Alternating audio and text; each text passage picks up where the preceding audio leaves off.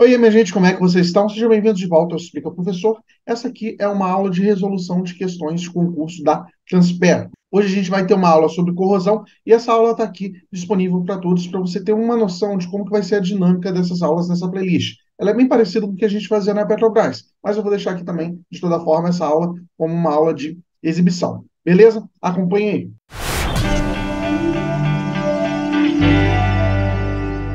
Bom, antes de qualquer coisa, eu gostaria de pedir para você que chegou aqui no canal, você que já acompanha o canal, para deixar um like nesse vídeo e se inscrever, né? Se você está aqui pensando em fazer esse concurso de Transpetro, ou conhece pessoas que estão pensando em fazer esse concurso de Transpetro, dê uma indicada para eles nesse vídeo, para ele ver se ele gosta aqui do conteúdo, se ele gosta da forma que está sendo apresentada, e sugira ele aqui de ser membro do nosso canal para ter acesso a essa playlist, assim como também ter acesso à nossa playlist da Petrobras. E por que isso, né? A maior parte das nossas questões Petrobras, elas também são da Gran Rio, e elas têm tudo a ver aqui com a questão das questões da Transpetro. E elas são divididas por assunto. Então, se você está lá no seu edital que você vai cair em corrosão, por exemplo, então, quem costuma cair em corrosão? Engenharia mecânica, técnico de inspeção, engenharia de inspeção, engenharia metalúrgica, engenharia de materiais. Então, todas essas disciplinas, né, elas vão utilizar esse assunto. Logo, você pode estudar por assunto. Então, dê uma olhada lá nos tópicos que a gente tem, talvez possa ser do seu interesse. E aqui na nossa aula de hoje, e para você entender como vão funcionar as nossas próximas aulas, a gente vai ter aqui aulas com questões tanto de nível técnico quanto questões de nível superior, né? A maior parte aqui vai ser de nível superior. As nossas questões Petrobras, elas estão mescladas, porque, né, como o último concurso Petrobras foi o concurso de nível médio, então tem bastante questão de nível médio também, mas em geral a gente vai dividir dessa forma. Vamos aqui olhar a nossa primeira questão de hoje, né, começar aqui, e eu sempre reforço aqui para os nossos alunos que estão assistindo aqui esse vídeo, porque você dê um pause nesse vídeo, dê uma lida na questão, veja o que você marcaria, e daí então você dê uma olhada na resolução, beleza? Primeira questão aqui de hoje, Gran Rio 2011, né, engenharia mecânica, aqui é o tema que ele foi separado na Transpetro, engenheiro júnior na parte de mecânica. Então, eu tenho aqui uma questão que é na prova para engenharia mecânica em 2011. Na fabricação de latas para a indústria alimentícia, são usadas folhas de Flandres. O que são folhas de Flandres? São folhas aqui, são tipo folhas finas de aço e estanho, né? São dois metais, né, e formam aqui uma folha para proteção à corrosão, por suas propriedades mecânicas e capacidade de resistência à corrosão. Quanto à capacidade de resistência à corrosão, é incorreto afirmar que, ou seja, qual dessas opções aqui, ela está errada. Aí a gente tem aqui, ó, a série galvânica representa as relatividades, as reatividades dos metais e ligas em água do mar. Aí, para a gente dar uma revisadinha, vamos ver aqui o que é a série galvânica, né? A gente tem duas séries normalmente que a gente coloca para definir quando tem contato entre dois metais, né? Ou quando tem dois metais, qual deles que vai oxidar e qual deles vai reduzir.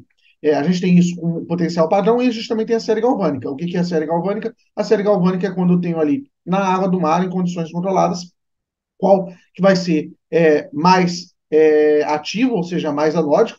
O material aqui mais ativo, mais anódico, é o que tem a maior capacidade de oxidar, e eu tenho aqui o mais nobre, ou mais catódico, que tem a menor capacidade de oxidar, ou seja, ele é mais resistente à corrosão. Então, a primeira opção está dizendo que a série galvânica representa as reatividades dos metais e ligas em água do mar. Está correto. Essa opção está verdadeira. Então, não é a minha opção a ser marcada. O aço é mais anódico que o estanho na série galvânica. Vamos olhar aqui onde está o estanho e onde está o aço. O estanho aqui está nessa posição.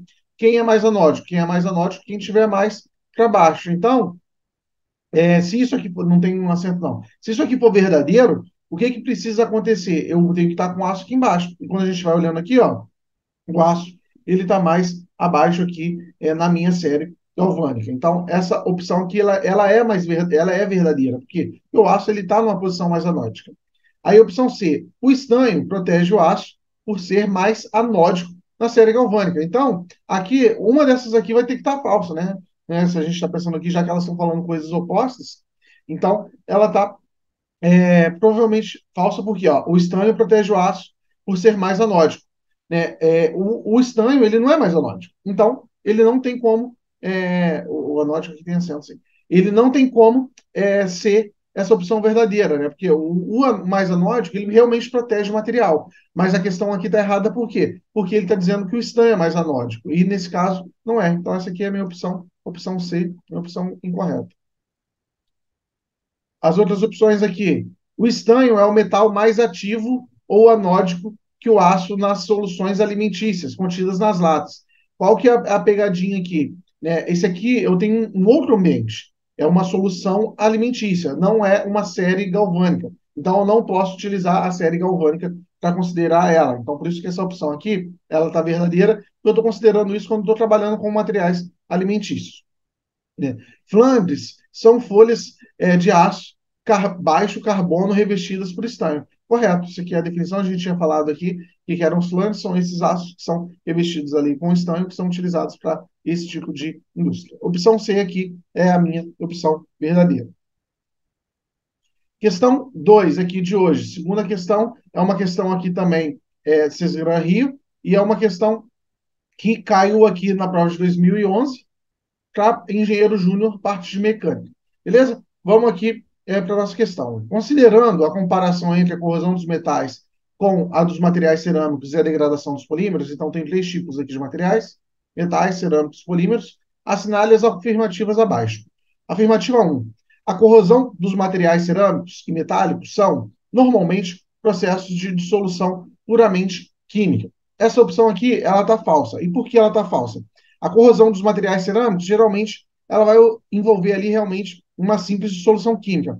Mas, quando a gente está falando de metal, a gente normalmente tem um processo ali eletroquímico. Então, essa opção, ela está errada por conta disso, né? Eu tenho um processo eletroquímico ali nos meus metais. Além disso, eu posso ter corrosão química também. Então, essa opção aqui está falsa, já vou descartar tudo que tem aqui a opção 1, eu já vou descartar se vai ser a minha opção C ou a minha opção D. Vamos dar uma olhada aqui, né? O que está marcado nas outras opções. Opção 2. Alguns tipos de degradação encontrados em polímeros são dissolução, inchamento, ruptura de ligação, por radiação, aquecimento e reações químicas. Essa aqui, gente, está verdadeira. Essa opção é verdadeira. Se você vai lá olhar no cálice, na parte de degradação de materiais, tem a parte de metais, também tem a parte de polímeros, você vai ver aqui quais são os tipos de degradação. A gente tem dissolução, a gente tem inchamento, ruptura da ligação e as formas que podem ocorrer esse tipo de degradação em polímeros: radiação, aquecimento, reações químicas, de maneira geral. Então, o 2 está verdadeiro. A gente já vai ver aqui que a minha opção correta vai ser a opção C, né? Porque a opção D não tem a 2 como verdadeira. Porém, vamos aqui olhar as outras para a gente analisar elas de qualquer forma. 3. Materiais cerâmicos, em geral, são mais resistentes à corrosão que os metálicos, em temperaturas elevadas. Correto, né? O material cerâmico, em geral, ele tem uma energia de ligação maior, ele tem características específicas que ele faz, inclusive, ele tem um maior ponto de fusão, uma maior estabilidade química, e isso faz com que ele seja mais resistente à corrosão em temperaturas elevadas, tanto que eles são utilizados. Além disso, né, além dessa propriedade, como materiais refratários por conta disso, porque eles podem permanecer estáveis em elevadas temperaturas e, além disso, eles acabam ali sendo um bom isolante térmico. Né? Uma propriedade não tem nada a ver com a outra diretamente, mas elas têm relação com uma questão ali da energia de ligação do material. E opção 4. A degradação de polímeros é físico-química, enquanto para os metais é puramente química. Falso também, né? Nos meus metais aqui eu tenho a degradação eletroquímica. Então, aqui, essa opção está errada, minha opção D. Então, minha opção correta aqui é minha opção C, ela é o meu gabarito. Vamos lá, mais uma questão aqui de hoje, é uma questão aqui que caiu na prova de técnico de manutenção júnior, mecânica.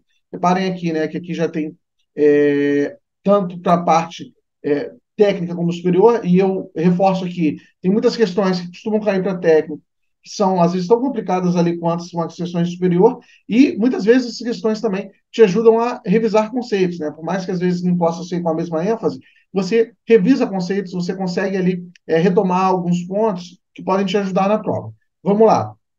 Qual tipo de aço inoxidável é o mais recomendável para a indústria química devido à sua resistência à corrosão? Essa aqui é uma questão que pode ser meio pegadinha. Você pode errar por quê? Está aqui só devido à sua resistência à corrosão. Ele não está falando aqui de resistência mecânica, modulosidade ou qualquer outro tipo de propriedade. Só resistência à corrosão. Aí, quando a gente vai olhar aqui os aços que nos foram apresentados, Todos esses aços aqui, eles são inox, né? Aí a gente tem o ferrítico, duplex, martensítico, austenítico, né? A gente ainda, aqui está só endurecível por precipitação, mas a gente também tem o aço inoxidável endurecível por precipitação.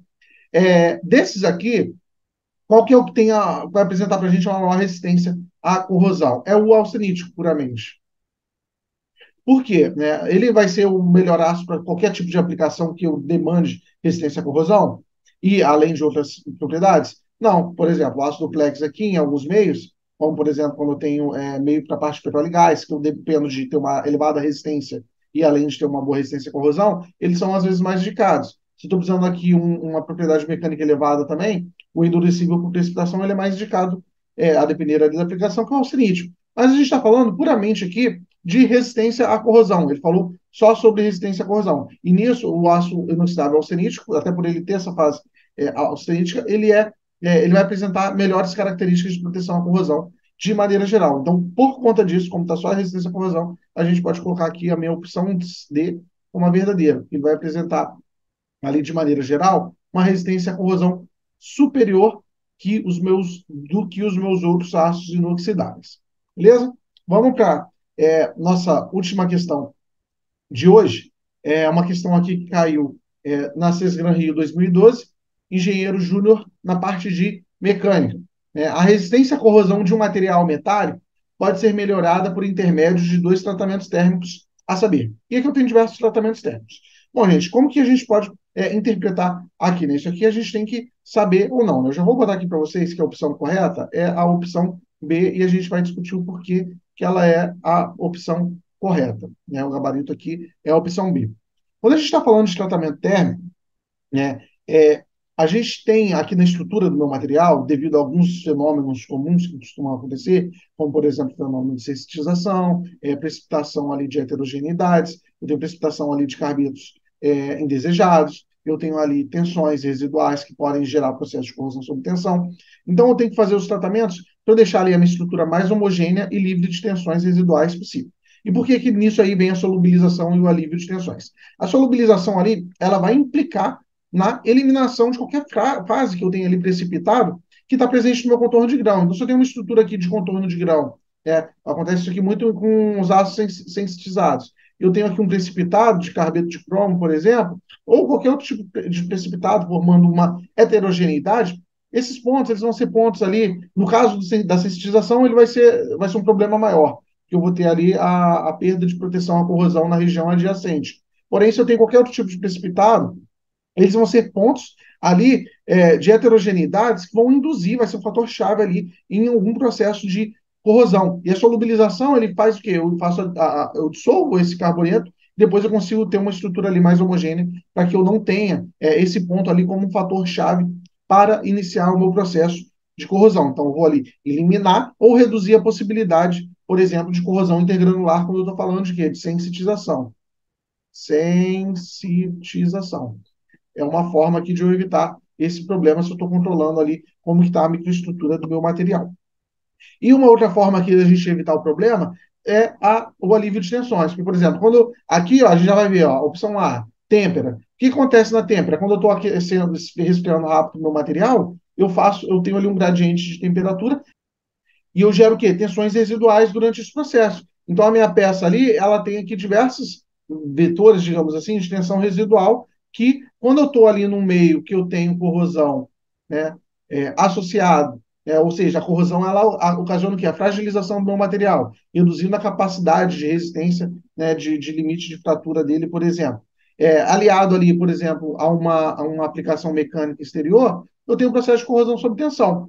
E se eu pego aqui e faço um tratamento de alívio de tensões, né, alívio de tensões, o que vai acontecer? Esse meu material aqui, pelo menos, ele já não vai partir de um ponto já ruim de tensão interna, né? A única coisa que vai ocasionar a ele ali um processo de corrosão sob tensão será aquela tensão externa que ele está sofrendo, né? Aí e a corrosão que é também do meio ali, o qual ele está inserido. Aí já esses problemas aqui da corrosão mais a carga que está sendo aplicada, não é algo que, né, suponhamos que a gente possa evitar. Logo, o alívio de tensões ele evita isso. Então, por isso aqui a opção A está falsa.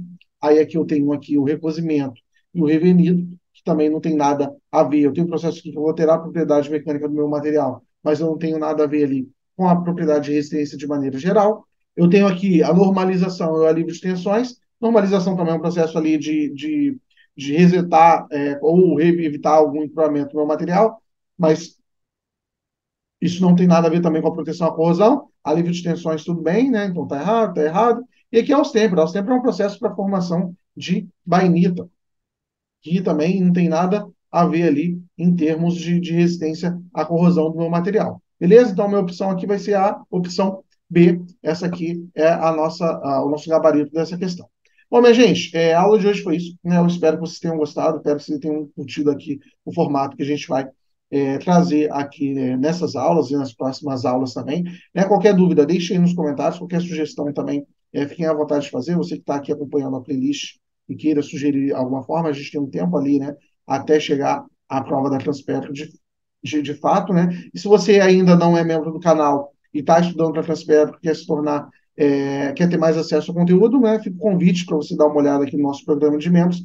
Você pode ter acesso aí já a mais de 200 questões da Petrobras que já estão presentes, além das questões da Transpetro que a gente vai estar lançando aqui até a data da prova. É uma forma aí de você estudar em toda essa parte aí metal, mecânica, metalúrgica, que a gente vai sempre estar trazendo questões. Então, você já pode dar pela nossa playlist da Petrobras, você já pode ter uma noção de quais são os temas que a gente costuma abordar aqui, que são os temas relativos ao canal. Beleza, minha gente? Eu vejo vocês numa próxima aula. Um grande abraço e tchau, tchau.